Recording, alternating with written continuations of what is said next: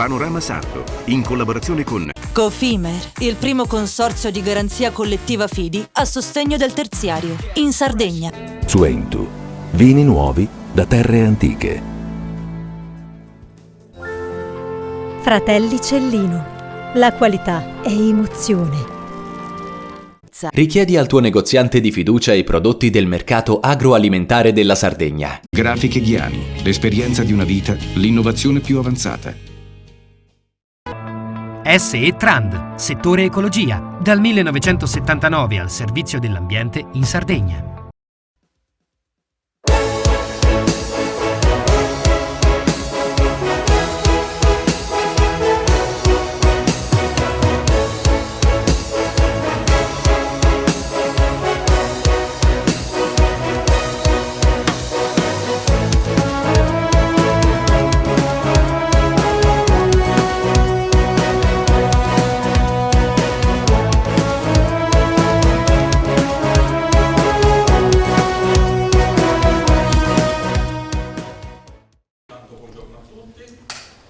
Per essere competitive le imprese non possono subire i continui aumenti dei costi energetici. È necessario ridurre la dipendenza per l'approvvigionamento e puntare sulle fonti alternative e pulite.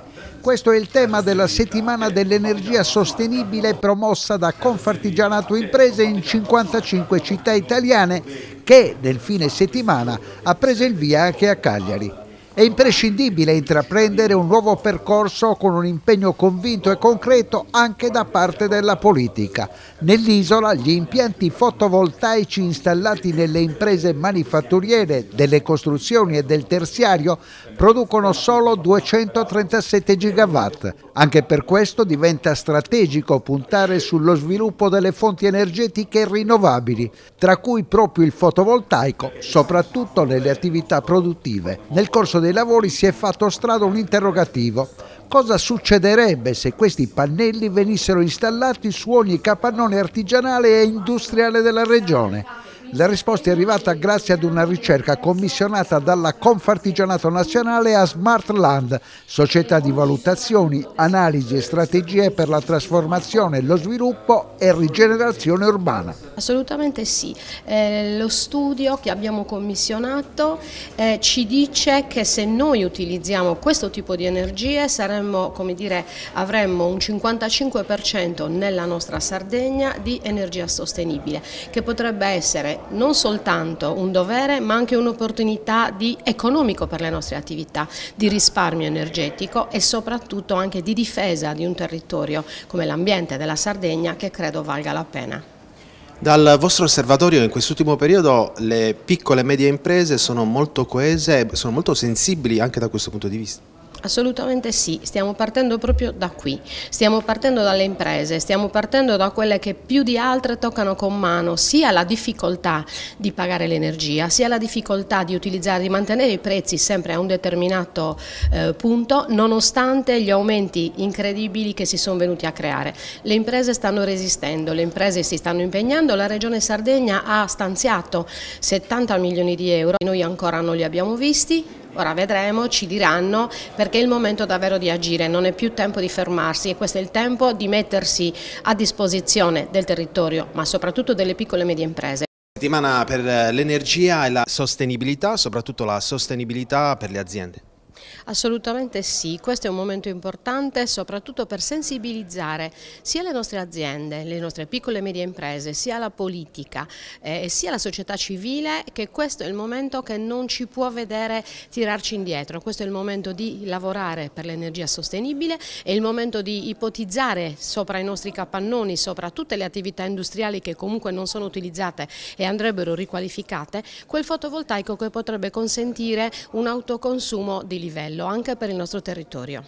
Un incontro aperto ai professionisti, agli addetti dei settori, ma soprattutto alle imprese che con impegno cercano di fare questa sostenibilità nelle proprie aziende. Assolutamente sì.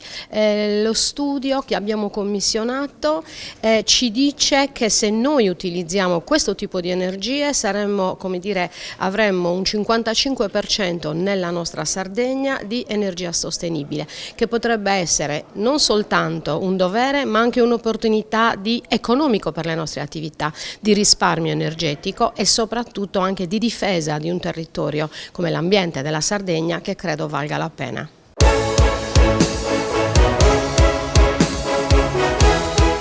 Bentrovati e benvenuti a Farmacia 2.0, la nuova rubrica dedicata alla scoperta del microcosmo della farmacia, un mondo in evoluzione al servizio della comunità. Vi parleremo dei nuovi servizi disponibili in farmacia, la telemedicina e la figura del farmacista, che è vicina come sempre alle esigenze delle persone. E con noi la dottoressa Maria Pia Orru, presidente della Federfarma di Cagliari e del Sud Sardegna. Dottoressa Orru, buonasera, benvenuta a Farmacia 2.0. Io inizierei subito con parlare di un argomento di grande attualità, il diabete.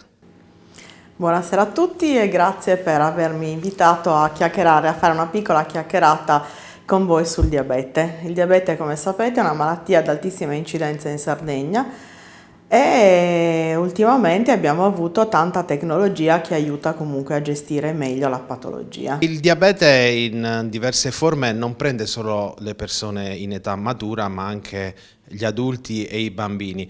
E oggi, come ci ha detto lei, la tecnologia aiuta molto di più di qualche anno fa.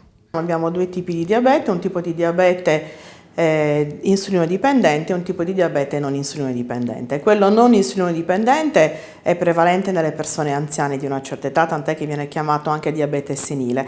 L'altro diabete invece può colpire la popolazione dalla primissima infanzia all'età matura, indistintamente. La tecnologia, perché la tecnologia ci aiuta? Allora, noi sappiamo che per gestire meglio il diabete dobbiamo avere un controllo della glicemia, sia per poter fare una terapia orale corretta, ma anche soprattutto la terapia insulinica. Quindi la glicemia si misura pungendo il dito e facendo una piccola analisi del sangue. Questo a lungo andare però crea naturalmente delle problematiche per i pazienti, perché doversi pungere da 1 a 3, 4 volte al giorno diventa abbastanza pesante per il paziente, soprattutto nei giovani che devono stare sempre lì a misurarsi la glicemia. Da qualche anno è nato un dispositivo molto efficace, molto poco invasivo rispetto alla puntura di tutti i giorni, con la nascita, lo studio di questi sensori. I sensori sono dei piccoli dischetti che vengono con un microago posizionati sul braccio. Dopodiché durano 15 giorni, 14 giorni per l'esattezza, e con un semplice cellulare o con un dispositivo la mamma, quando si tratta di bambini o anche gli ragazzi stessi, accostando un dispositivo elettronico tipo cellulare a questo dischetto elettronico, si misura la glicemia. Quindi non si ha più bisogno di pungere 3-4 volte al giorno, che diventa, che come ho detto prima, è veramente a lungo andare diventa problematico, ed è quello molte volte che causa una bassa aderenza alla terapia, perché la gente si stanca di pungersi tutte queste volte. Non dimentichiamoci che in Italia abbiamo una aderenza alla terapia che per certe patologie, diabete compreso, purtroppo è per alcuni aspetti inferiore al 50%. Da quando abbiamo preso in carico noi la distribuzione dei sensori in farmacia c'è stata una prescrizione altissima. Siamo passati a distribuire 3.500 sensori al mese a circa 20.000 sensori al mese. Questo vuol dire che i pazienti sono passati da circa 2.000 che venivano gestiti direttamente dalle ASL a circa 10.000, 11.000 pazienti che ritirano presso le farmacie. Le farmacie, come sappiamo, hanno una distribuzione capillare su tutto il territorio, quindi una cosa è andare a ritirarlo sotto casa, una cosa è andare a ritirare 11.000 pazienti nei vari centri, che sono naturalmente molto ma molto inferiori rispetto al numero delle farmacie.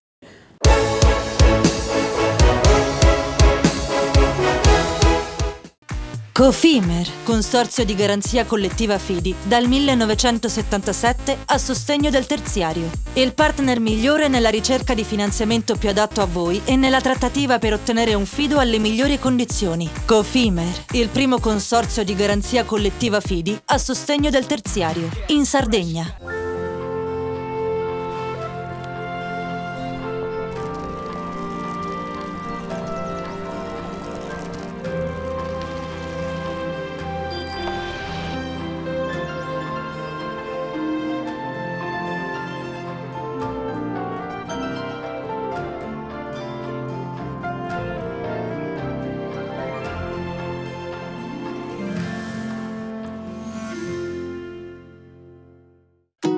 Ogni giorno selezioniamo con cura il nostro raccolto. Il meglio del territorio. Da sempre, garanzia di qualità. Ma è proprio quando le luci si accendono e il mercato si anima che tutto prende vita. Dalla terra alla tavola in meno di 12 ore. Frutta e verdura dal sapore autentico, come in un mosaico di freschezza e genuinità. E per chi apprezza i sapori esotici, un'ampia scelta di frutti tropicali selezionati.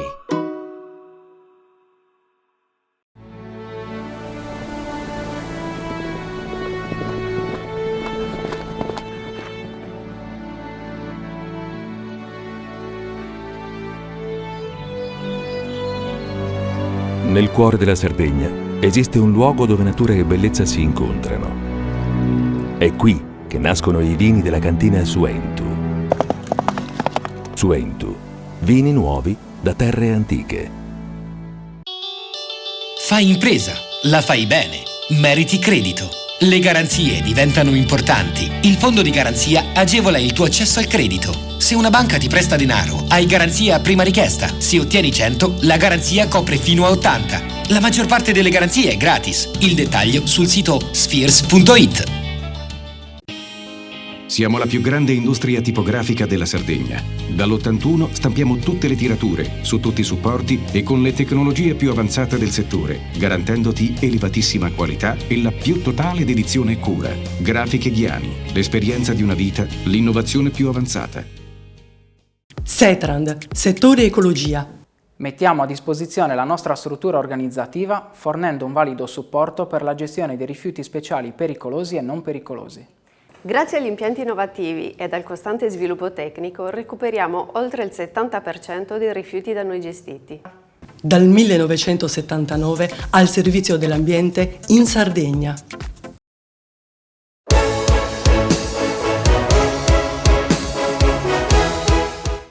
Dopo il convegno Oltre il mare a Livorno a bordo del traghetto Sardegna e il forum Asinara Lab a Porto Torres, il gruppo SAE, editore della Nuova Sardegna, con il patrocinio di Fondazione di Sardegna e con il media partner Sardinia Post, ha dato il via ad un ciclo di 5 incontri dibattito dal titolo Connessioni. Nel primo appuntamento a Sassari, nella sala conferenze del Padiglione Tavolara, sul tema di come connettere la Sardegna e investire sulle competenze per il futuro dell'isola, si è sottolineata l'importanza strategica di 6 elementi per affrontare le sfide future: capitale umano, infrastrutture e trasporti, ricerca e innovazione, energia e turismo. Una sfida che prevede confronto e dialogo sulle tematiche che riguardano soprattutto le competenze necessarie per il futuro e il lavoro delle giovani generazioni, l'importanza della formazione e dell'istruzione e le soluzioni per attrarre nuovi talenti e stimolare nuove residenzialità per avviare processi sostenibili di ripopolamento, innovazione e trasformazione.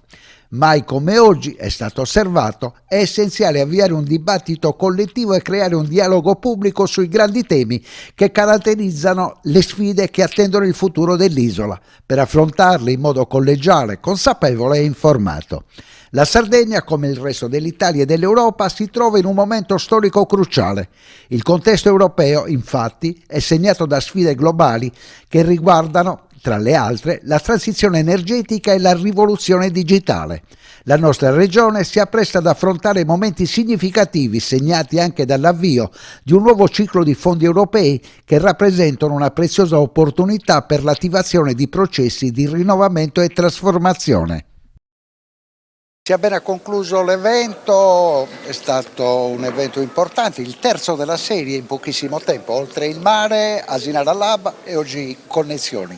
Sì, siamo molto impegnati sul tema dell'organizzazione degli eventi, che per noi è un tema molto importante per raccogliere idee, progetti e per porle all'attenzione delle classi dirigenti della Regione Sardegna e dell'opinione pubblica in generale. L'evento di oggi è stato un evento di approfondimento su un tema fondamentale che è quello delle risorse umane. Perché le persone vanno via dalla Sardegna, perché non si può tornare in Sardegna e quali sono le difficoltà che ci sono nel tornare in Sardegna a lavorare. Ecco, abbiamo approfondito un tema strategico per la Regione e ovviamente anche per il nostro giornale. È un primo appuntamento di una serie di 5 programmati. Sì, abbiamo 5 argomenti e 5 eventi, uno sulle infrastrutture e trasporti, oltre a questo ovviamente, un altro sul tema del turismo, un altro sul tema dell'energia e un altro sul tema dell'innovazione. La novità importante è che 2 di questi eventi saranno fatti, uno a Milano e uno a Roma, per portare le esigenze della Sardegna in continente. È fondamentale porre all'attenzione dell'opinione pubblica del continente e delle classi dirigenti nazionali l'assoluta necessità da parte della Sardegna di porsi in termini di regione fondamentale per il nostro Paese, di portare all'attenzione delle governance nazionali esigenze e problemi molto importanti e calzanti. Editore Leonardis, l'ultima volta che ci siamo visti ad Alghero c'era il progetto di carattere internazionale che poi si è stato definito in tempi brevissimi. Sì, abbiamo messo giù un progetto che era un progetto al quale lavoravamo da molto tempo, con un accordo con Garage Erasmus, la realtà nazionale più importante per la gestione dei flussi degli studenti Erasmus in ingresso e in uscita dal nostro Paese.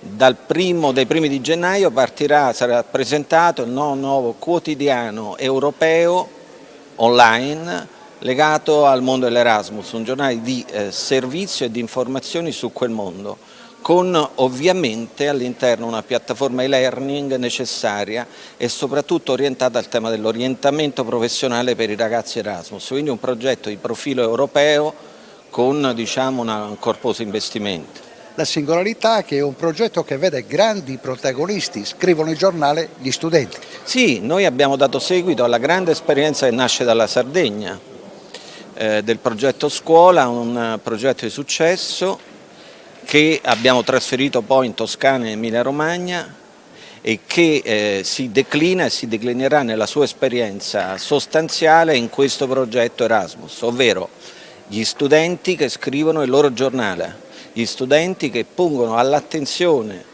dell'opinione pubblica e ancora delle classi dirigenti dei vari paesi i loro temi, i loro problemi, le loro esigenze. Prima di passare al direttore Bedeschi, un'ultima curiosità, il fatto che Connessioni e i suoi 5 appuntamenti consecutivi siano prima delle elezioni è un caso? No, è volutamente così, nel senso che noi abbiamo posto in qualche modo l'esigenza di dover approfondire alcuni temi strategici per questa regione, di questa regione, alle classi dirigenti politiche, quelle che saranno e quelle che verranno. Questi temi sono temi sui quali ci saranno degli approfondimenti molto seri, molto calzanti rispetto a quello che poi sarà, porremo l'attenzione ai temi che poi saranno in qualche modo, speriamo che siano e facciano parte dell'agenda poi della classe politica che governerà la regione nei prossimi anni. Ed eccoci con il direttore della Nuova Sardegna, 7 mesi nell'isola, come sono stati? Direi che sono volati, ma sono stati sicuramente molto positivi. Si sta cercando di guardare avanti, guardare al futuro. La missione che mi sono dato è quella anche di portare il giornale verso un futuro che sia sempre più digitale, perché è ora di uscire anche dal confine della carta per parlare soprattutto alle nuove generazioni. Sono quelli di cui abbiamo parlato anche nel convegno di oggi, a cui guardiamo per cercare di trattenerle in Sardegna, e sono generazioni ragazzi che hanno bisogno anche di essere informati e quindi i nuovi mezzi per raggiungerli vanno assolutamente battuti. Quindi, tenuto conto che ai giovani, parliamo degli under 35, è difficile oggi avere una connessione con la carta, la nuova gioca tutto sul digitale. Giocheremo molto, anche non tutto, ma proveremo a giocare molto anche sul digitale. Peraltro ricordo che la nuova ormai da 7 anni quest'anno ha in piedi un progetto molto interessante che si chiama La Nuova Scuola, dove il giornale va in classe e dove i ragazzi scrivono per noi. Cercheremo quest'anno anche di farli lavorare molto in chiave digitale, con quindi gli strumenti che più sono familiari a loro. Questo perché i ragazzi devono formare anche una propria coscienza critica e il giornale in tutte le sue declinazioni ha anche questo scopo, ovviamente. Qualche minuto fa, infatti, l'editore Leonardi ci diceva che da questo progetto, nato 7 anni fa con la Nuova Sardegna, è nato il progetto Erasmus a livello europeo. Sì, è nato il progetto Erasmus che curerà chiaramente un collega e anche qui diciamo che noi siamo in un'isola, ma vogliamo guardare molto fuori dall'isola. Col progetto Erasmus avremo la possibilità di interconnetterci con sostanzialmente tutta l'Europa e forse anche oltre, e anche questa sarà un'ulteriore occasione di crescita e di accrescimento per il giornale e per i giornalisti. Direttore, arrivano le elezioni, non si parla d'altro e quando ci sono le elezioni vuol dire anche grandi numeri per chi fa il nostro lavoro. Come vi state preparando a questo appuntamento? Vuol dire grandi numeri, ma vuol dire anche grande fatica. Noi ci stiamo preparando facendo molta palestra. Cercheremo chiaramente di avere una capillarità totale su questo evento che riguarda tutta la Sardegna e a cui, per riagganciarci all'appuntamento di oggi che si è appena concluso, anche questo era fatto in quella chiave, perché il giornale può recitare un ruolo importante, che è quello di sollevare temi, problemi che poi potranno essere portati, si spera, a soluzione da chi ci governerà. Comunque sì, ha ragione, è un grande sforzo, però lo vogliamo raccontare bene perché questa sarà oggettivamente una partita molto importante e ancora molto indecisa, insomma. E in tema di direttori, eccoci con Guido Paglia che entra in questo gruppo con il suo giornale che va fortissimo, che è una fonte di notizie continue e credo che questo progetto, Guido, faccia parte dello sbocco verso il digitale. Assolutamente. È curioso che me ne debba occupare io che sono un anziano giornalista di carta stampata, ma che mi sono innamorato perdutamente del web perché il web offre delle possibilità incredibili, quindi il fatto di poter fare un giornale diciamo H24, per cui aggiornare continuamente le notizie, anche per uno come me appunto che viene da carta stampata, è una sensazione bellissima. Raccontami questa tua esperienza con un magazine che è diventato quotidiano, che è diventato digitale e che è cresciuto tantissimo negli ultimi anni. Dunque, allora io l'ho trovato perché c'era già quando io sono stato chiamato da Onorato a dirigerlo. Quanti anni sono passati? 2018, quindi sono passati 5 anni. E ho trovato questo giornale che era un po' troppo di nicchia. Io ho cercato un po' di popolarizzarlo, è un giornale che distribuiamo sui traghetti, c'è un magazine che distribuiamo sui traghetti, quindi doveva avere secondo me una mission un po' diversa verso il turismo, verso il cibo, verso le attrazioni vere della Sardegna, mentre invece era un magazine un po' troppo intellettuale secondo il mio punto di vista, quindi io l'ho fatto e devo dire che ha avuto successo e lo stesso poi è lo stesso criterio che ho applicato anche sul web e in questo modo poco per volta siamo cresciuti e oggi siamo molto soddisfatti. Voglio essere provocativo. Assolutamente. Il vostro giornale nell'ambito regionale riveste un po' il ruolo di informazione scomoda, anche pericolosa, e riveste in campo nazionale il Fatto Quotidiano. Insomma, allora, intanto veniamo tutti dalla stessa scuola, perché la scuola è quella di Montanelli. Marco Travaglio, io ero già al giornale, fu assunto come vice corrispondente da Torino, quindi la scuola è quella di essere un po' urticanti, di creare un po' la polemica, anche qui io in Sardegna ho avuto polemiche anche forti, vivaci con persone importanti, ma credo che sia anche giusto per dare un po' di succo, no? nell'informazione, che non sia un'informazione troppo paludata. Quindi da questo punto di vista credo che sia necessario creare polemiche, perché le polemiche fanno bene, anche svegliano la classe dirigente, la classe politica soprattutto.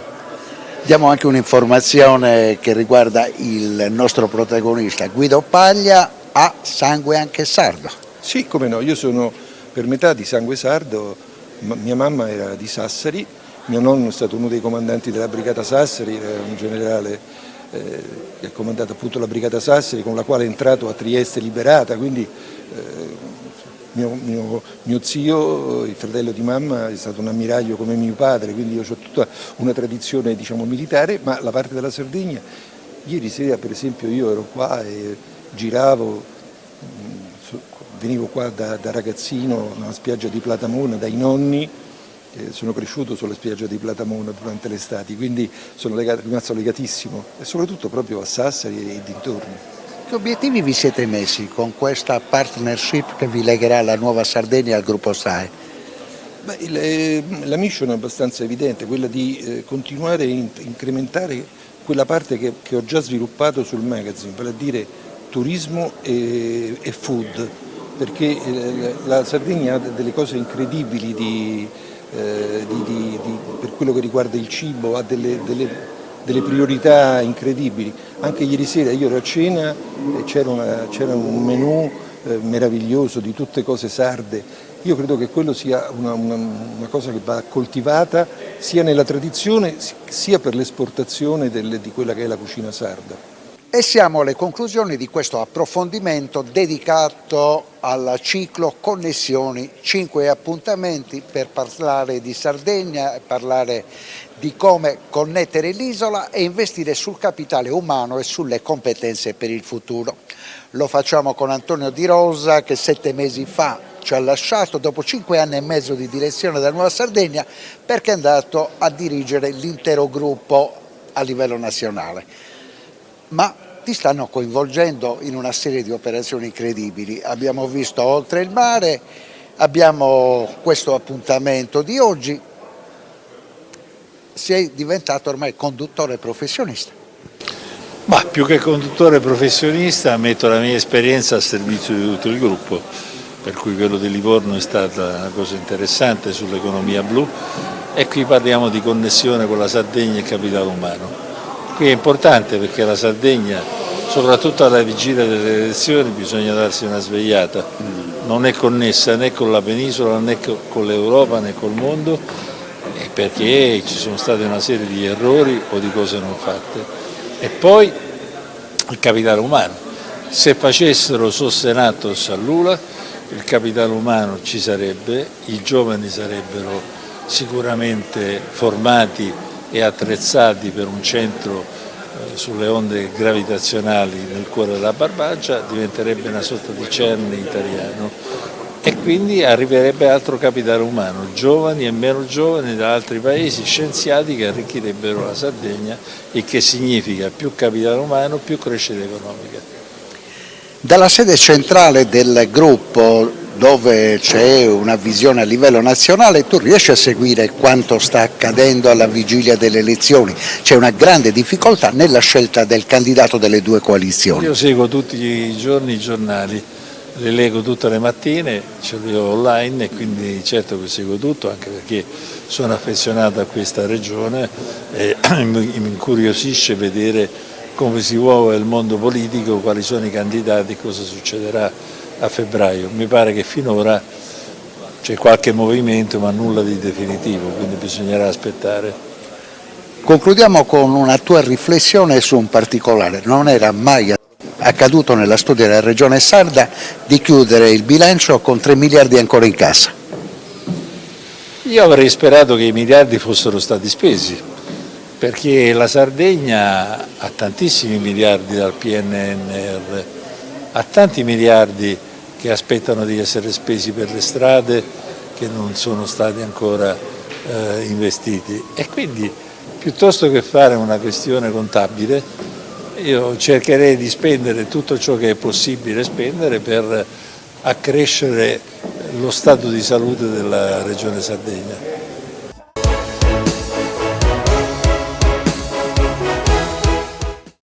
Cofimer, consorzio di garanzia collettiva Fidi, dal 1977 a sostegno del terziario. Il partner migliore nella ricerca di finanziamento più adatto a voi e nella trattativa per ottenere un fido alle migliori condizioni. Cofimer, il primo consorzio di garanzia collettiva Fidi a sostegno del terziario, in Sardegna.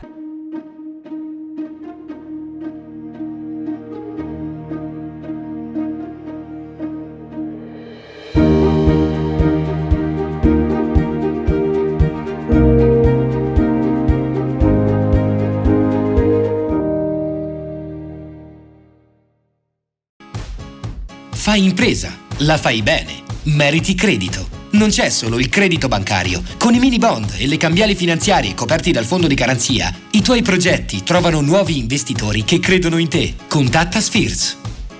Scopri le fette biscottate speciali Cellino. Latte, miele, ciocco-fette e fette di bosco. Tutte senza lattosio e in comode monoporzioni da 4 fette. Per una fetta sempre biscottata.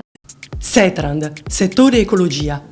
Siamo in grado di attivare il servizio di pronto intervento ecologico in caso di emergenza e con potenziale contaminazione delle matrici ambientali. Forti delle nostre competenze e dei nostri mezzi, realizziamo bonifiche di siti inquinati anche da amianto. Dal 1979 al servizio dell'ambiente in Sardegna.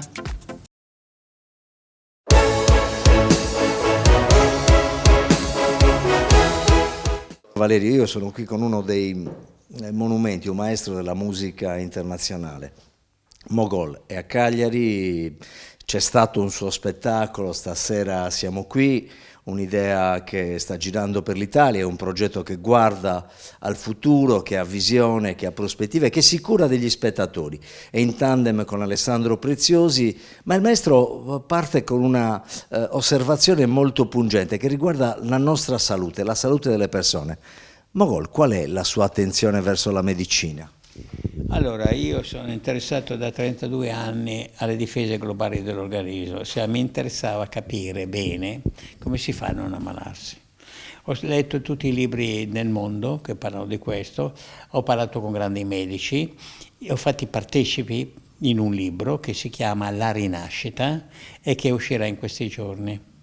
La Rinascita è un libro che parla di tutto quello che fa bene, tutto quello che fa male a partire dai pensieri. Quindi è possibile, attraverso questo libro, ricordando tutto quello che si è letto, che poi è un libro che ha anche molte ripetizioni che abbiamo lasciato, perché abbiamo scritto quando questa cosa viene detta da più parti e da più persone, convince ancora di più. Quindi è importante se è negativa che non venga praticata, che non venga assimilata. Per cui penso che questo sia la cosa che sia più importante da fare, perché oltre alla prevenzione secondaria, che va fatta prima ancora della primaria, perché la ricerca di patologie, prima ancora di cominciare a stabilire un cambio di abitudini, di pensieri, eccetera, eccetera, è bene vedere se c'è in corso qualche cosa di grave.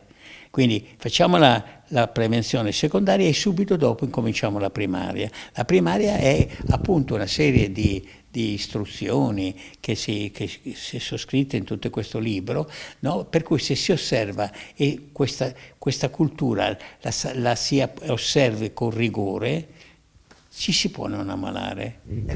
E questa è una cosa valida, perché lo scrivono i medici più importanti che abbiamo nel paese, compresi anche medici come Giovanni Scapagnini, che è famoso in tutto il mondo per la prevenzione. Quindi stiamo parlando di una cosa molto utile, e io vorrei che nascessero tanti centri e noi siamo disposti ad aiutarli, perché gli italiani l'Italia arrivi ad essere il paese che ha meno malati nel mondo.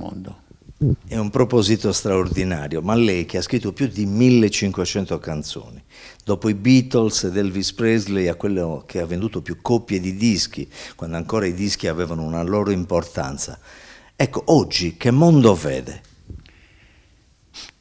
Beh, allora, è una parola ampia questa, nel senso che è un mondo di guerre che stanno sorgendo un po' ovunque, e questo mi dispiace profondamente, anche perché, come ha detto il Papa, le guerre non risolvono niente, peggiorano tutto e punto a capo. Quindi se la domanda volge a questo, invece su quello che è possibile fare per migliorare la nostra vita, io penso che una delle cose più importanti è non aver paura della morte, ma vivere in funzione della morte e capire che noi non aver paura, perché è una cosa naturale, che tocca a tutti, sarà un passaggio in un'altra dimensione dove quello che conta è la ricchezza spirituale che abbiamo avuto. Questo è importante, non aver paura della morte, ma considerare invece che quel manciata di anni che viviamo non è niente in confronto all'eternità, quindi cerchiamo di essere giusti, umili e aiutare gli altri. Ecco, lei dice la vita, una vita migliore sicuramente l'hanno data a tante generazioni di italiani, forse almeno 4 l'hanno data le sue canzoni, i suoi testi, le sue poesie. Le devo chiedere, qual è stata la prima e quale sarà l'ultima in tempo reale di queste sue composizioni meravigliose? Perché io gli direi, se mi chiede, io dico Pensieri e parole, I giardini di marzo, sono tutte bellissime, però lei nel cuor suo, quale ritiene abbia la cornice particolare? Allora, l'ultima canzone che ho scritto, l'ho scritta con Giuseppe Anastasi, che era un mio allievo, adesso è docente, e un gruppo di grandi musicisti. La manderò a Sanremo, non le dico il titolo perché non voglio toccare niente di argomenti, però è una delle canzoni più belle che abbiamo scritto nella mia vita. Lei mi ha raccontato in un'altra occasione di aver scritto proprio il titolo della sua tournée, Se stasera siamo qui, per Luigi Tenco. C'è un piccolo aneddoto, l'aveva un po' incastrato con una colazione a Milano. Cosa c'è dietro questa canzone?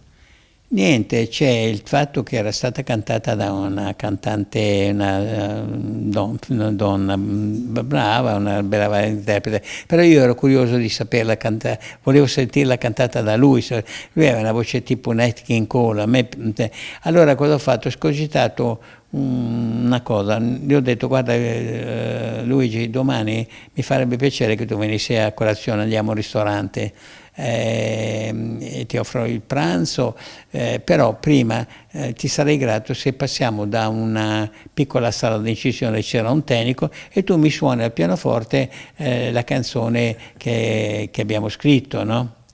E lui mi ha detto sì, volentieri. Siamo passati, c'era il tecnico che ci aspettava, lui si è messo al pianoforte 10 minuti, l'ha cantata e l'ho ringraziato e poi siamo andati a mangiare.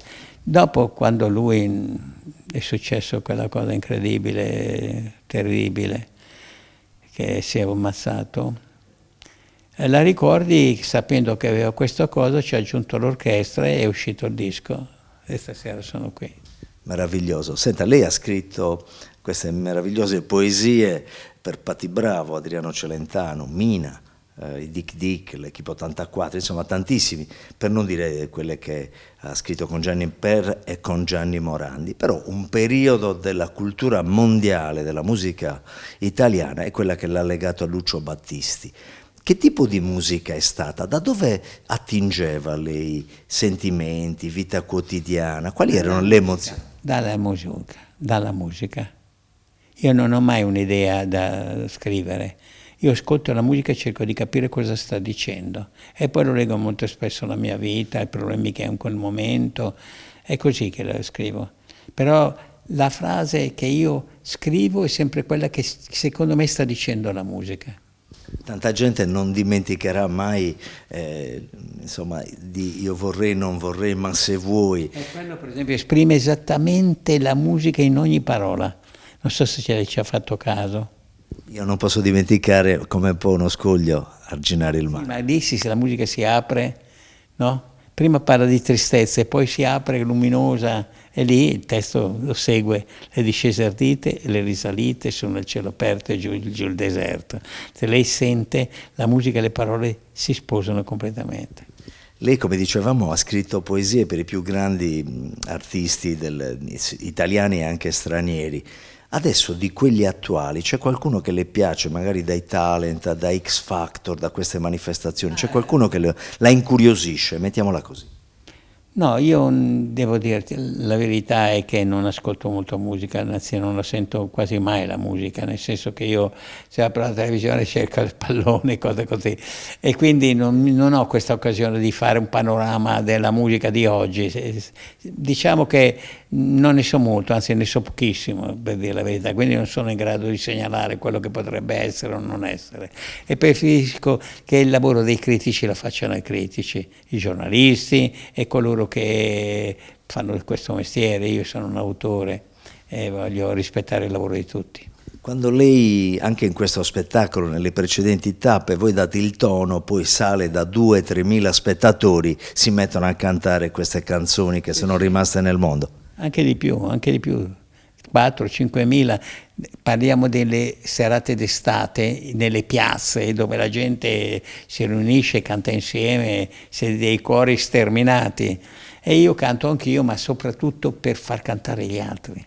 Mi unisco alla cantante per cercare di trascinare tutti, perché cantare oltretutto fa anche bene, cantare insieme fa molto bene, che scarica endorfine, quindi è salute, no? E poi la gente si diverte di più. Allora, quando canta insieme agli altri, la gente si diverte di più. Se uno canta il mio canto libero si diverte moltissimo. Sì, è vero. Senta, lei prima diceva di Nat King Cole. Quali altri grandi artisti della musica mondiale ha apprezzato? Ce ne sono tantissimi. Dylan, per esempio, è stato un grande fenomeno. Chuck Berry, per esempio, che è stato il primo cantante a essere credibile veramente, no? Di pop, che infatti lei sente Chuck Berry oggi, le piace ancora. E lì, quando le cose durano nel tempo e danno le stesse piacere di quello che davano 50 anni fa, vuol dire che sono di grande valore. Ecco, mi riporta un tratto della sua tournée. Lei spiega ai ragazzi con le masterclass che il passaggio da Claudio Villa a Ed Sheeran è un passaggio che si spiega come? Claudio Villa era un tenore che da opera, Sole mio, che la cantava come fosse un'opera. Ed Sheeran è l'ultimo grande interprete nel mondo che canta in un modo giusto, che scrive in un modo giusto e che viveva solo con la chitarra. Pochi sanno che Ed Sheeran ha cominciato nel metro di Londra a cantare con il berretto per terra, raccoglieva i soldi, e che poi a un certo punto la gente era così tanta che non passavano più, per cui si è trasferito nei teatri e ha fatto successo perché è veramente molto bravo. Ed è sempre pop? Pop, sì, è pop. Il pop è cultura popolare. Non è che la cultura popolare c'è la cultura popolare bella e la cultura popolare meno bella, però è la forma evolutiva più importante che c'è al mondo.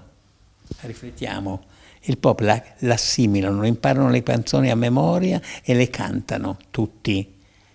Non crede che sia una forma evolutiva, se la cosa è bella, che possa aiutare tutti a diventare più colti.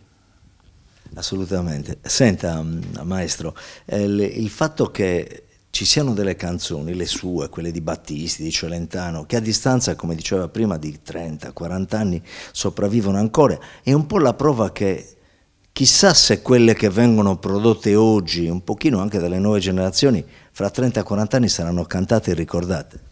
E questo è un parere che devono dare i critici, i giornalisti come lei, è una valutazione che dovete fare voi. Io non faccio il critico, io faccio l'autore. Prima diceva del calcio, che accende la TV e cerca una partita, ma con la Nazionale Cantanti come va?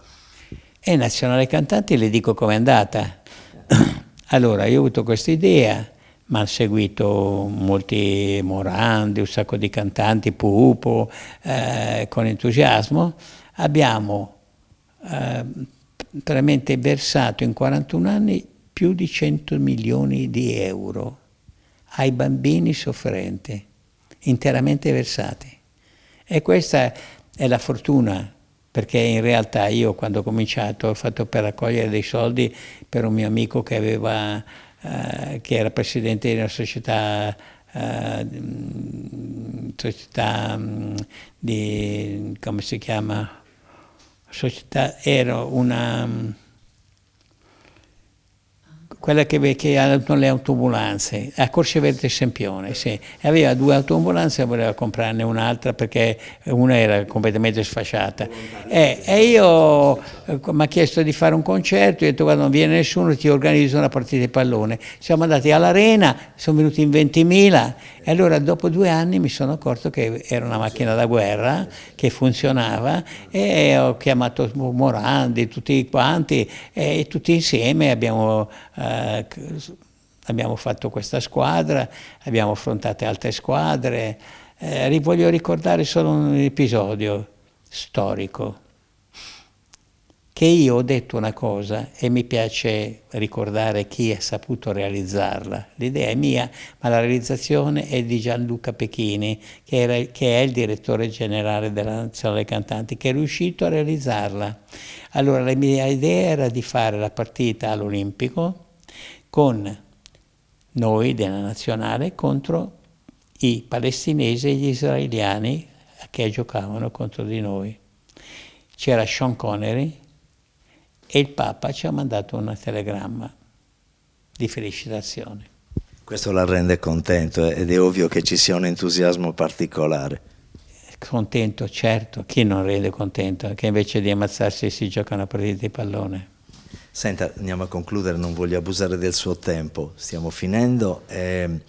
Tra le tante sue canzoni e tra i tanti artisti di oggi, mi viene in mente Bocelli, che so, la povera Whitney Houston, quale canzone le sarebbe piaciuto fosse stata interpretata da un altro che non sia stato Celentano, Battisti, Patti Bravo, eccetera?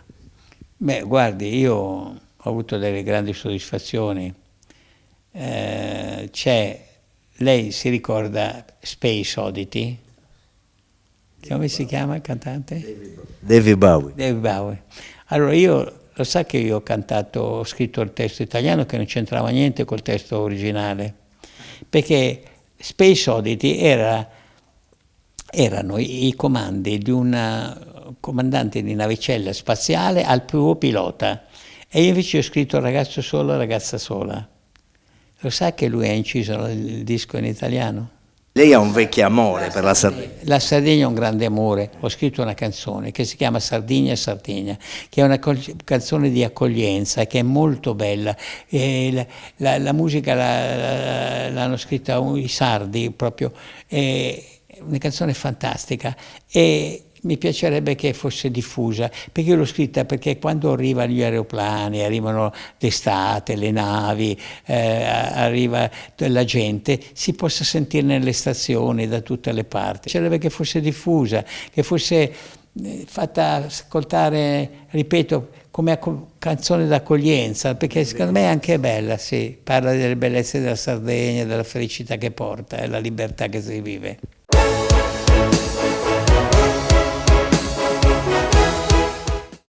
Cofimer, consorzio di garanzia collettiva Fidi, dal 1977 a sostegno del terziario. Il partner migliore nella ricerca di finanziamento più adatto a voi e nella trattativa per ottenere un fido alle migliori condizioni. Cofimer, il primo consorzio di garanzia collettiva Fidi a sostegno del terziario, in Sardegna. Siamo la più grande industria tipografica della Sardegna. Dall'81 stampiamo tutte le tirature, su tutti i supporti e con le tecnologie più avanzate del settore, garantendoti elevatissima qualità e la più totale dedizione e cura. Grafiche Ghiani, l'esperienza di una vita, l'innovazione più avanzata.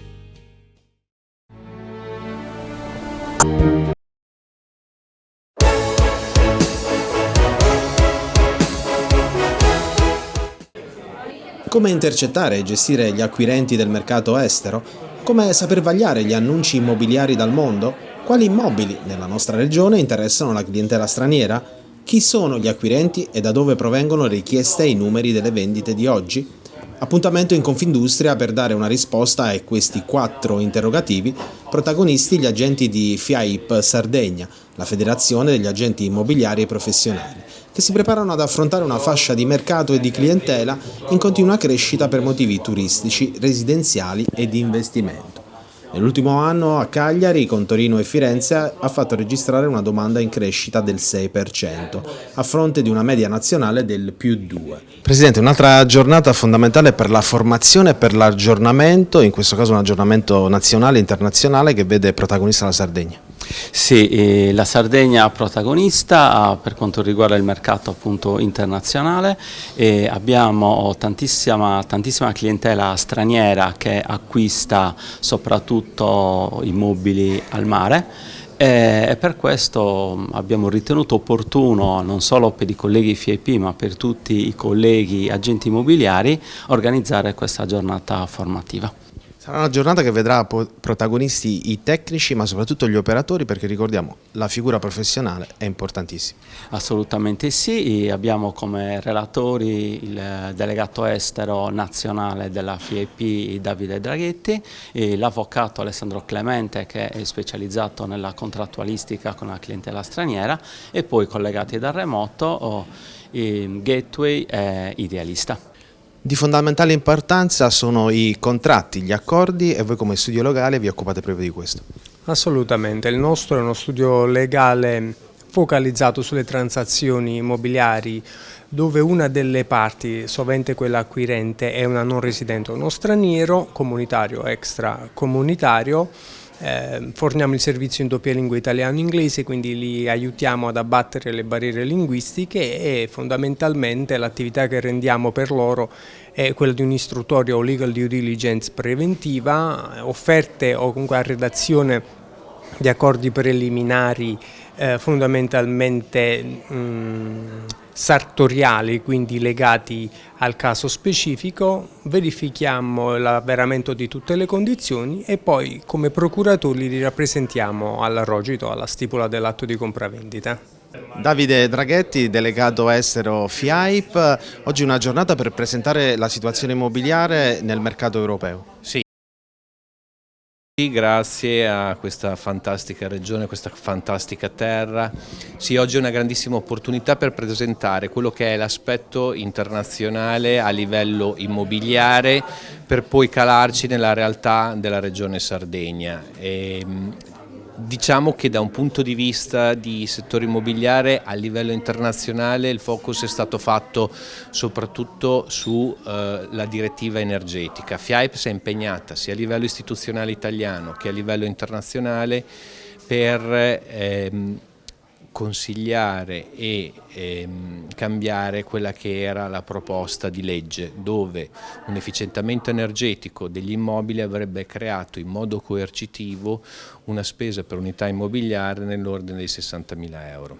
Fortunatamente col trilogo del 12 ottobre questa proposta di legge si è arenata, ci sono state delle modifiche importanti e pertanto saranno gli Stati a poter delegare e legiferare su determinate specifiche, perché per FIAIP la cosa importante è non avere l'approccio coercitivo ma quello di educare e consigliare i clienti. Sarà una giornata quindi all'insegna della formazione ma anche dell'aggiornamento. Sì, una giornata all'insegna della formazione e dell'aggiornamento, soprattutto per quanto riguarda sia l'evoluzione dei mercati esteri ed internazionali e poi calandoci nella realtà della Sardegna, che è una terra magica.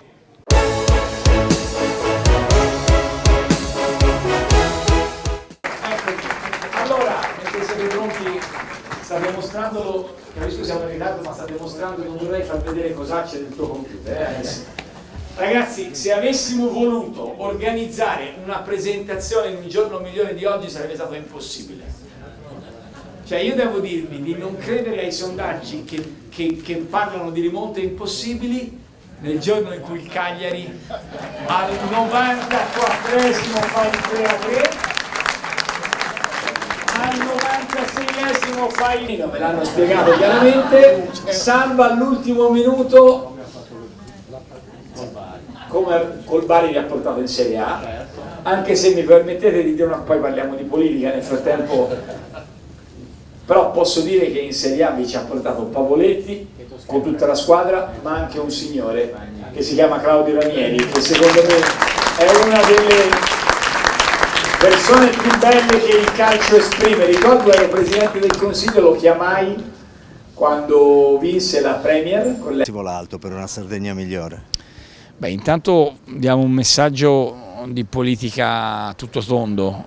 In questo nostro giro, un po' in tutto il paese, la prima cosa di cui stiamo parlando è la politica estera, perché comunque la politica estera tocca profondamente la vita delle persone, non solo per le ripercussioni economiche, ma anche e soprattutto per le immagini devastanti che stiamo vedendo da tanti scenari mondiali. Quindi noi siamo in Sardegna, a Cagliari, per parlare della Sardegna. Questa è una regione che nell'arco dei prossimi mesi, vediamo quando, andrà al voto per eleggere un nuovo governatore. Italia Viva non si è candidata alle scorse elezioni. Non si è candidata perché sostanzialmente per l'ottimo motivo che ancora non c'era.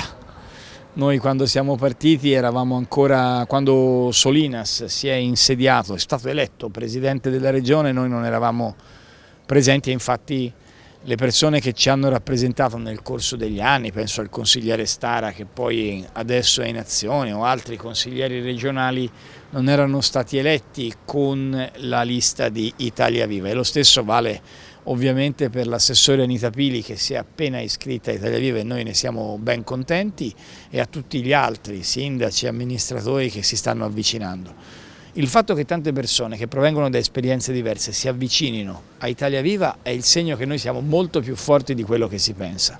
Cosa accadrà nelle prossime elezioni lo decideremo insieme alle rappresentanze del partito sul territorio, che ha appena eletto Claudia Medda come presidente regionale, sulla base delle proposte per la Sardegna, cioè essere al centro permette di scegliere la proposta migliore, la proposta che più fa l'interesse dei cittadini. Noi alle europee andiamo da soli, senza alcuna alleanza, con il centro. Alle regionali, come pure alle comunali, decideremo sulla base dei migliori programmi e dell'apporto che potremo dare. Quindi non si tratta di decidere ora, ma di decidere nei prossimi mesi. Una previsione però la voglio fare.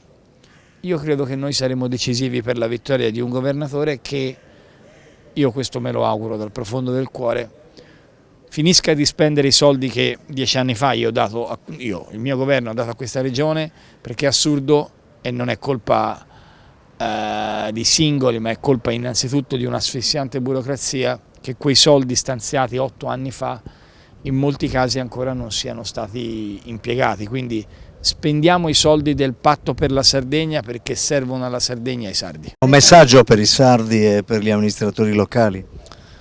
Italia Viva sarà decisiva, dateci una mano, noi apriamo le porte, ma parliamo di politica, non delle questioni su cui tutti i giorni siamo costretti a confrontarci per le telenovelas a cui assistiamo. Potreste sostenere una candidata dei 5 Stelle?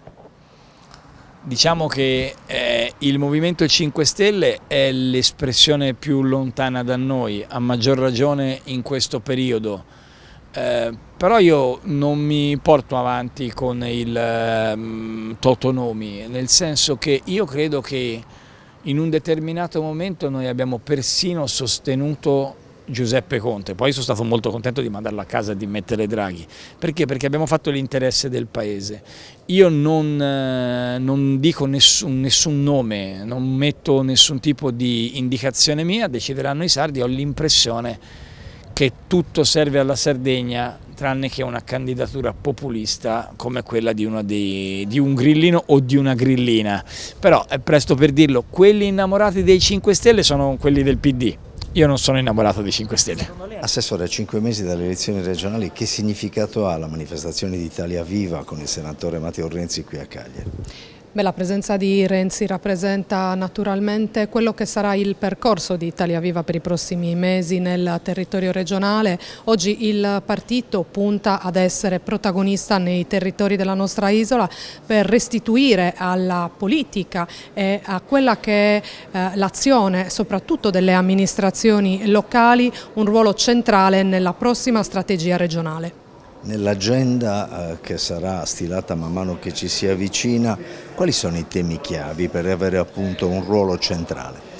Innanzitutto il tema principale è quello dell'energia, della necessità di rendere autonome le nostre comunità in materia energetica, laddove soprattutto negli ultimi anni ha rappresentato una delle priorità non soltanto a livello regionale ma nazionale e internazionale. Questo a significare che evidentemente sono mancate quelle strategie che non ci hanno concesso di vivere dei tempi in cui non si dovesse giocare un ruolo per tamponare le emergenze, ma sia invece necessario trovare delle soluzioni strutturali che garantiscano alle nostre comunità di essere protagoniste su tutti i fronti, e partendo dall'energia evidentemente possiamo fare davvero tanto. Lei proprio sul fronte energetico, della transizione, delle innovazioni tecnologiche legate al fornire di energia al motore Sardegna è stata una delle protagoniste. Adesso che spazio trova all'interno di Italia Viva e soprattutto nel senso di volare alto, che è la cornice di questo evento?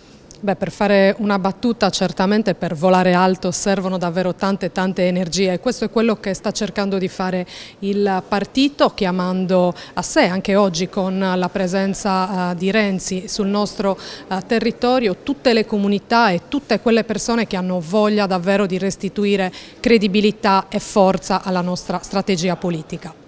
Il suo passaggio diciamo politico, di riflessione, di proiezione nel futuro, come è maturato? Come si è avvicinata al movimento di Matteo Renzi? Intanto sono renziana della prim'ora, perché anche quando ho deciso a suo tempo di entrare nel PD l'ho fatto proprio per la politica che a quel tempo faceva Matteo Renzi e che promuoveva a chi come me a quel tempo era un amministratore locale. Oggi ho fatto la scelta di aderire in maniera più compiuta al movimento di Matteo Renzi, col quale però collaboravo già da diverso tempo, anche perché penso che sia fondamentale per i partiti nazionali in generale trovare quella ventata di novità che le civiche possono rappresentare per la costruzione di nuove dimensioni che vadano oltre le persone che per consuetudine fanno politica. L'altro fine settimana il ministro, la signora Calderone, il ministro del lavoro, ha fatto l'endorsement per Paolo Truzzu, una figura dei Fratelli d'Italia che si candida o potrebbe essere candidato. Nei giorni scorsi Cristian Solinas con i sardisti hanno riespresso anche lì con un endorsement del ministro Matteo Salvini. Che lettura dà l'assessore all'industria della Regione Sardegna? Io credo che quello che serve al nostro territorio sia dare continuità al lavoro che si è fatto e che si sta facendo. Non sta a un assessore stabilire chi sarà il candidato premier di una coalizione, ma è evidente che chi lo dovrà fare con un enorme senso di responsabilità verso il territorio regionale. Guardiamo anche dall'altra parte, il centro-sinistra si confronta, sono tanti i nomi che rimbalzano. Ieri il deputato Marco Meloni ha segnalato la TOD, quindi insomma ci sono delle cose. Lei anche lì che tipo di analisi dà? Io credo che come sempre si tenti da un lato e dall'altro di dare troppa enfasi a quelle che sono le aspirazioni, per carità anche naturali, di carattere personale. Quando si pensa invece a dover restituire qualcosa in termini di valore politico alla comunità sarda, credo sia necessario abbandonare le aspirazioni personalistiche e invece scegliere chi è capace di fare una sintesi e di portare a compimento davvero le azioni per le nostre comunità. Ecco, a proposito di azioni, lei come legge questa grande energia, questo attivismo di Renato Soru? Ma io credo che Renato Soru, come chiunque abbia appunto la necessità di portare avanti un progetto, una visione per la Sardegna, lo debba fare e lo debba fare come dire, con spirito e energia. Poi, ripeto, non spetta a me stabilire se faccia bene nel contesto del centrosinistra.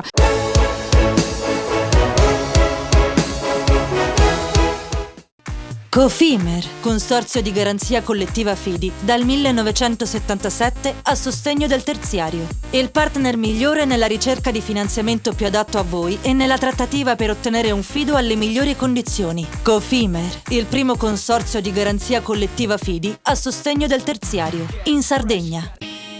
Siamo la più grande industria tipografica della Sardegna. Dall'81 stampiamo tutte le tirature, su tutti i supporti e con le tecnologie più avanzate del settore, garantendoti elevatissima qualità e la più totale dedizione e cura. Grafiche Ghiani, l'esperienza di una vita, l'innovazione più avanzata.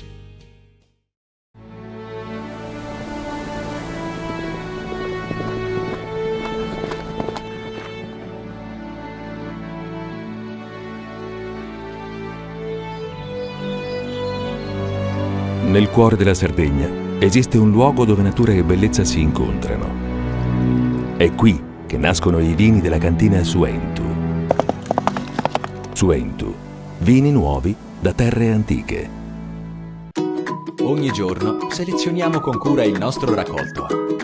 Il meglio del territorio, da sempre garanzia di qualità. Ma è proprio quando le luci si accendono e il mercato si anima che tutto prende vita. Dalla terra alla tavola in meno di 12 ore. Frutta e verdura dal sapore autentico, come in un mosaico di freschezza e genuinità. E per chi apprezza i sapori esotici, un'ampia scelta di frutti tropicali selezionati. Fai impresa, la fai bene, meriti credito. Le garanzie diventano importanti. Il fondo di garanzia agevola il tuo accesso al credito. Se una banca ti presta denaro, hai garanzia a prima richiesta. Se ottieni 100, la garanzia copre fino a 80. La maggior parte delle garanzie è gratis. I dettagli sul sito sfirso.it.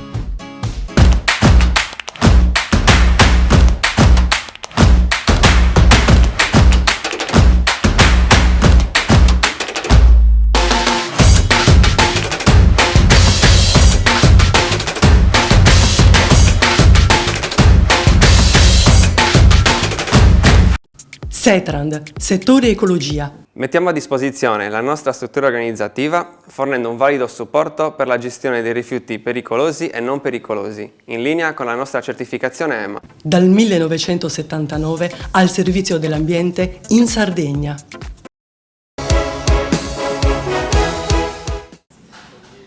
Buonasera, bentrovati a Panorama Sardo. Rincontriamo una vecchia conoscenza del nostro palinsesto, il presidente del CCN Cagliari, il Centro Commerciale Naturale, Gianluca Mureddu, e ci facciamo raccontare questo progetto che ormai c'è da 3 anni, dei GAL della Slesia, una zona della Polonia, che vengono qui a frequentare la Sardegna.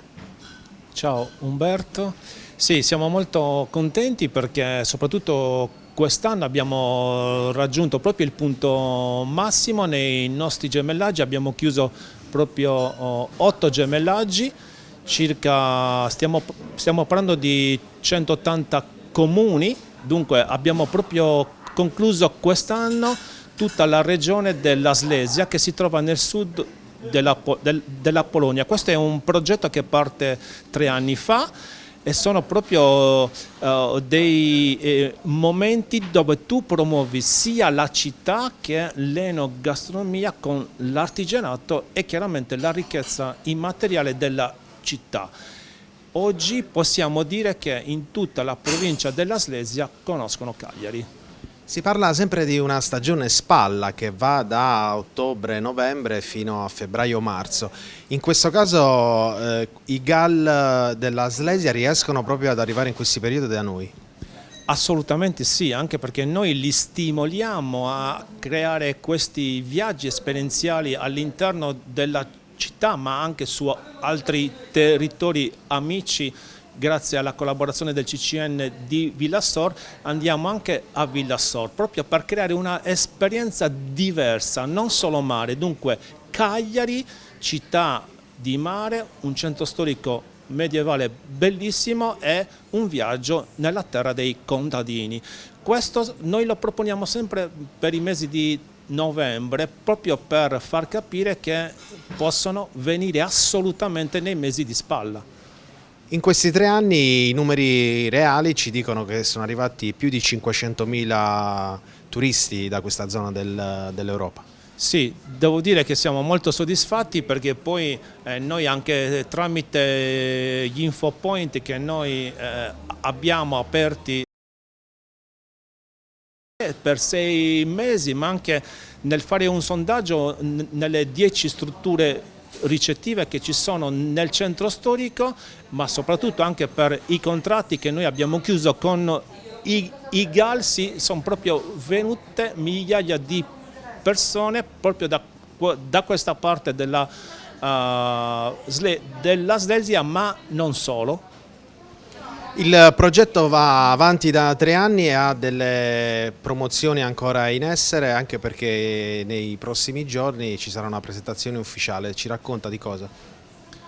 La presentazione sarà una proposta integrata della città che andrà presentata direttamente nella provincia della Slesia, dove inviteremo tutti i Galla e tutte le nazioni come la Germania e la Cecoslovacchia che si trovano nel confine, e andremo a presentare la destinazione Cagliari come punto di riferimento.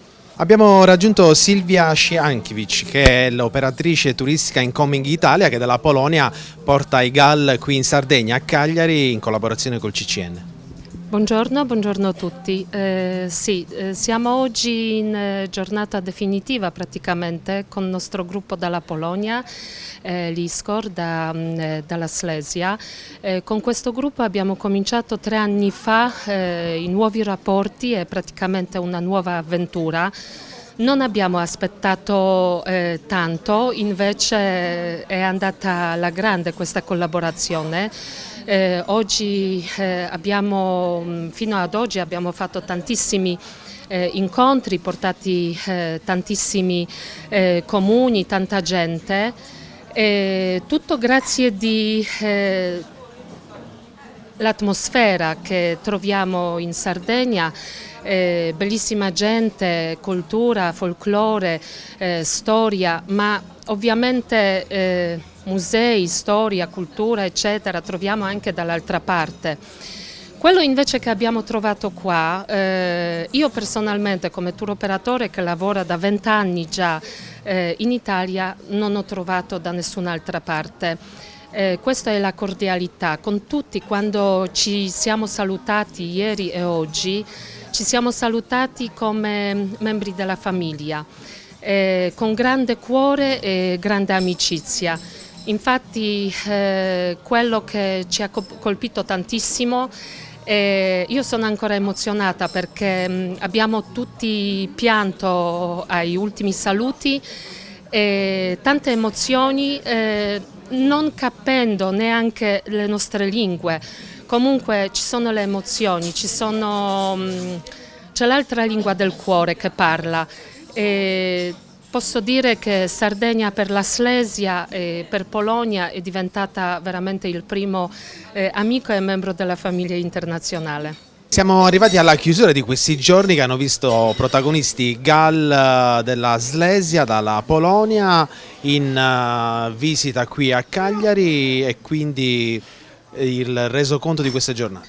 Allora, noi siamo molto soddisfatti perché soprattutto in questo ultimo mese sono aumentati gli arrivi dei GAL con cui avevamo già chiuso i gemellaggi, e chiudiamo infatti oggi proprio con l'ultimo GAL del 2023, dove abbiamo creato questi percorsi sia con loro che con tutti gli altri GAL, anche dei laboratori nel quartiere Marina, cioè dove hanno fatto la pasta, hanno fatto i culurgiones, i gnocchetti alla campidanese, hanno visto i laboratori degli orafi del nostro mondo dell'artigianato artistico e le bellezze della città.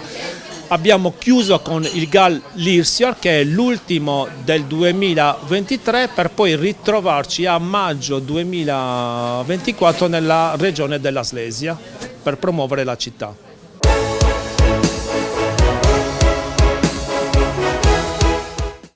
Cofimer, consorzio di garanzia collettiva Fidi, dal 1977 a sostegno del terziario. Il partner migliore nella ricerca di finanziamento più adatto a voi e nella trattativa per ottenere un fido alle migliori condizioni. Cofimer, il primo consorzio di garanzia collettiva Fidi a sostegno del terziario, in Sardegna.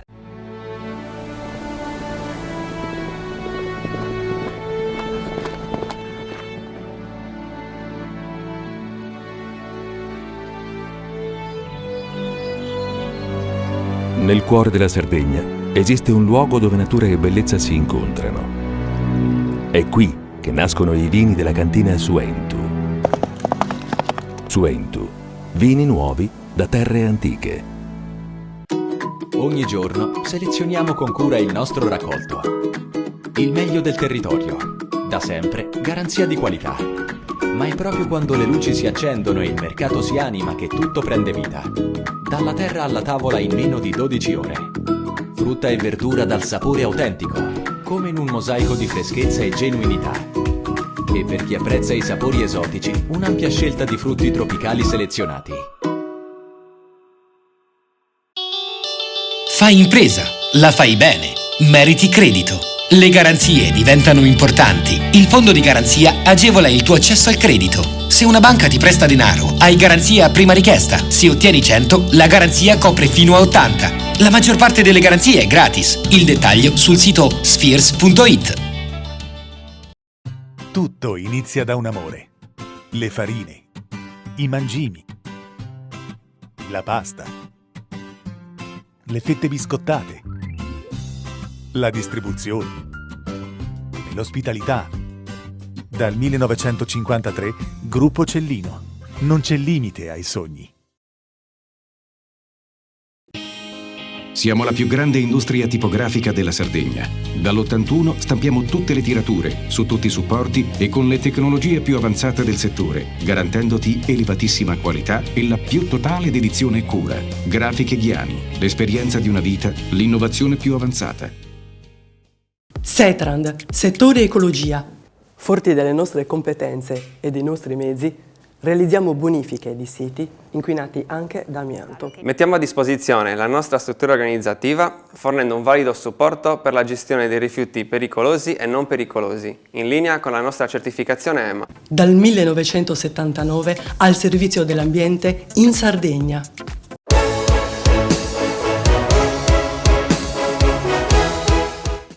E anche questa settimana siamo alla volata finale, in chiusura di trasmissione, lo facciamo in piena attualità. Stamane CNA, la Confederazione Nazionale degli Artigiani, ha presentato un nuovo report che riguarda il settore degli appalti, ma nel corso di questi minuti di chiusura parleremo anche del report precedente che riguardava un discorso spinosissimo come quello del credito. Parliamo di appalti. Allora, nel report presentiamo i dati che riguardano i primi 8 mesi del 2023 e anche facciamo un'analisi del periodo estivo, quindi l'andamento dei bandi di gara per quanto riguarda luglio e agosto. Il periodo estivo abbiamo avuto una leggera contrazione di circa il 10% rispetto all'analogo periodo dell'anno precedente, però dobbiamo dire che i primi 8 mesi del 2023 sono stati davvero eccezionali perché tocchiamo un livello storico di 1,9 miliardi, cioè praticamente negli 8 mesi del 2023 superiamo l'annualità, i 12 mesi del 2022 che erano stati con circa 1,76 miliardi, era stata un'annata eccezionale. Con una crescita del 40%? Sì, abbiamo avuto, per quanto riguarda gli 8 mesi, abbiamo avuto un incremento del 40% del numero dei bandi di gara, ma in termini di 95%. Il più 95%. Ora nel report ovviamente parliamo anche degli elementi, diciamo, un po' di criticità e soprattutto della contrazione che nella pausa estiva avevamo preventivato ed era attesa, non solo perché d'estate c'è sempre da parte delle stazioni appaltanti meno dinamismo, ma anche e soprattutto sapevamo dal 1° di luglio del 2023 è entrato a regime in vigore il nuovo codice degli appalti e questo ha creato inevitabilmente dei problemi con le stazioni appaltanti che sono dovute adeguare alle nuove regole, soprattutto da un punto di vista della qualificazione. E in parte scontiamo anche gli elementi di criticità che sono quelli noti, che riguardano una parte di bandi che sono stati aggiudicati precedentemente con dei prezzi non più congrui e poi anche la difficoltà delle imprese di trovare manodopera e di acquisire anche i materiali. Una vostra riflessione sulla rivisitazione del codice degli appalti? Ma il codice degli appalti punta stavolta, l'elemento centrale è la semplificazione e quindi si è puntato molto sulla semplificazione proprio per consentire al sistema Italia di dar corso quindi di poter organizzare e spendere le risorse straordinarie che anche nell'ambito delle infrastrutture sono previste dal PNRR. Ci sono alcuni elementi di criticità, però l'imperativo era ovviamente spendere queste risorse che sono eccezionali e quindi servivano anche delle forzature rispetto all'assetto precedente e quindi per consentire che effettivamente nei prossimi 2 o 3 anni di spendere le risorse. Noi ci auguriamo davvero che le modifiche che sono state introdotte consentano di conseguire questo obiettivo, perché se non usiamo bene i soldi del PNRR ovviamente falliamo una fase che abbiamo detto tutti è storica. Andando a guardare il vostro report, ci accorgiamo che nel momento della crescita registrata nella prima parte del 2023 sono protagonisti assolute le regioni meridionali. Sì. La Sardegna al 4° posto e prima della Sardegna abbiamo Campania, Puglia. Sì, c'è stata, dobbiamo dire che la Sardegna nel panorama delle regioni italiane si colloca in una fascia, come dire, intermedia, siamo al 7° posto per quanto riguarda il numero di gare appaltate, ma al 4° da un punto di vista del valore e quindi c'è un dinamismo molto forte, anche il sistema meridionale sta molto operando con le stazioni appaltanti che si stanno dando da fare per poter seguire i flussi di spesa del PNRR che sono ingenti e quindi sottopongono tutti a uno stress, quindi ci auguriamo davvero che questo processo continui con questo livello di intensità, perché questa è la condizione per poter conseguire gli obiettivi che ci siamo dati. Parliamo adesso del mondo del credito. Voi partite nella vostra presentazione con le prime 2 righe che sono assolutamente allarmanti. Fate l'esempio della richiesta di un finanziamento di 500.000 euro da parte di un'impresa artigiana che in 10 anni dovrà pagare 164.000 euro di interessi, mentre prima dell'inflazione erano 49.000. Sì, abbiamo una forbice in solo 2 anni per la richiesta di un finanziamento dell'importo a cui lei faceva riferimento di 115.000 euro. E nel report facciamo anche un altro esempio che in maniera molto plastica dà conto della condizione, quindi di incremento dei tassi e quindi che inevitabilmente poi producono questi effetti. Quindi per un finanziamento di liquidità di 100.000 euro rimborsabile in 3 anni, quindi in 36 mesi, noi abbiamo un costo aggiuntivo di oltre 4.000 euro. Quindi siamo di fronte a un fenomeno molto forte di razionamento del credito e segnaliamo come l'aspetto più preoccupante è quello che ha visto nell'ultimo anno il sistema bancario, quindi aumentare in maniera così rapida il costo del denaro, e questo ovviamente si scarica sul sistema produttivo con questi elementi.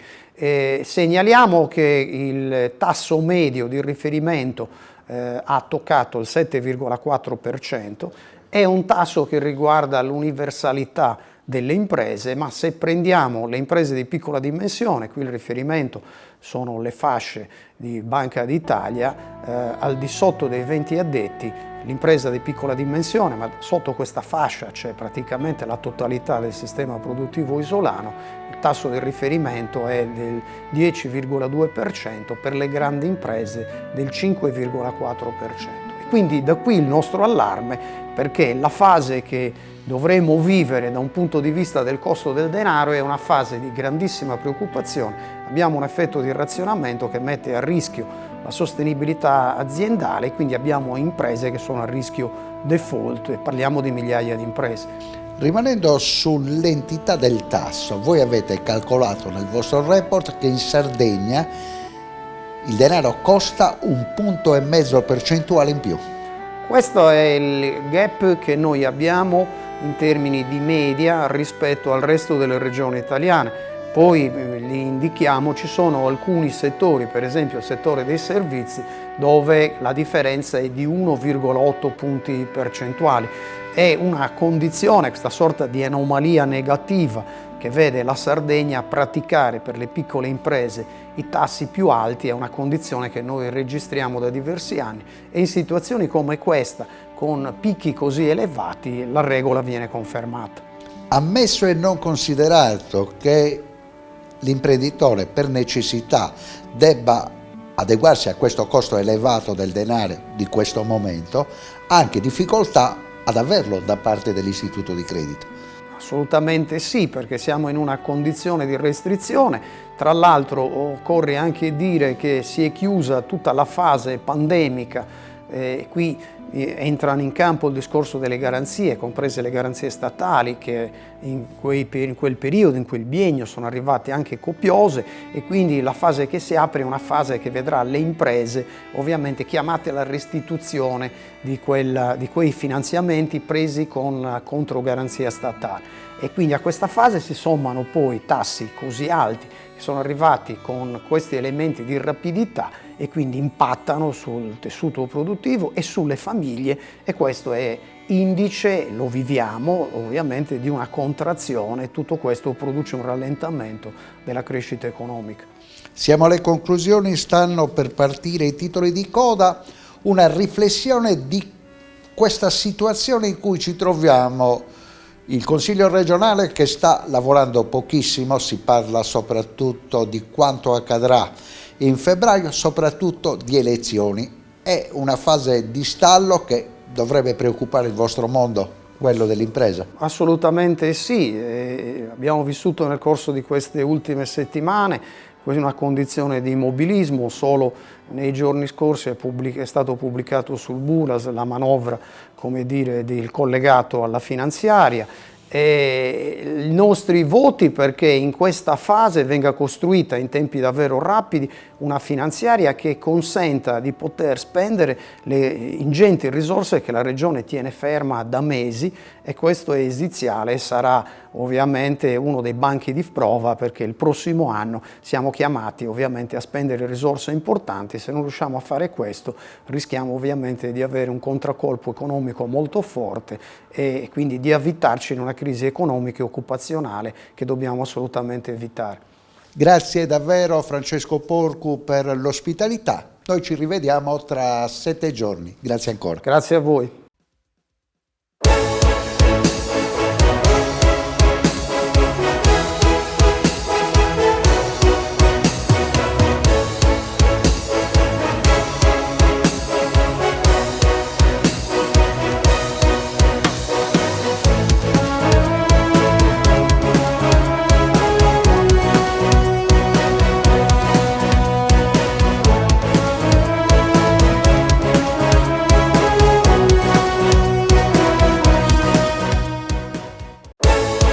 Panorama Sardo, in collaborazione con Cofimer, il primo consorzio di garanzia collettiva Fidi a sostegno del terziario, in Sardegna. Suentu, vini nuovi da terre antiche. Fratelli Cellino, la qualità è emozione. Richiedi al tuo negoziante di fiducia i prodotti del mercato agroalimentare della Sardegna. Grafiche Ghiani, l'esperienza di una vita, l'innovazione più avanzata. SE Trand, settore ecologia, dal 1979 al servizio dell'ambiente in Sardegna.